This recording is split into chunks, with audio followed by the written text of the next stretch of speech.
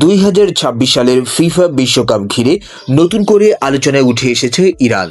সব জল্পনা কল্পনার অবসান ঘটিয়ে ফিফা প্রেসিডেন্ট পরিষ্কার জানিয়ে দিয়েছেন বিশ্বকাপে অংশ নিচ্ছে ইরান, আর তাদের ম্যাচগুলো অনুষ্ঠিত হবে যুক্তরাষ্ট্রের মাটিতেই।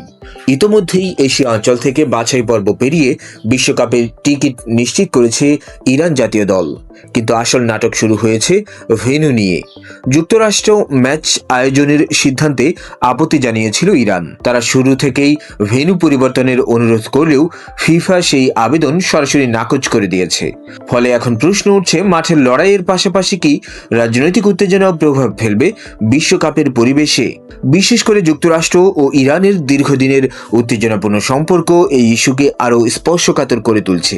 বিশ্লেষকরা বলছেন, মাঠের খেলার বাইরেও এই ম্যাচগুলো ঘিরে বাড়তে পারে কূটনৈতিক চাপ ও নিরাপত্তা উদ্বেগ। তবে ফিফার অবস্থান স্পষ্ট, খেলাধুলা রাজনীতির ঊর্ধ্বে। তাদের মতে সব দলকেই নির্ধারিত ভেন্যুতেই খেলতে হবে এবং ইরানও এর ব্যতিক্রম নয়।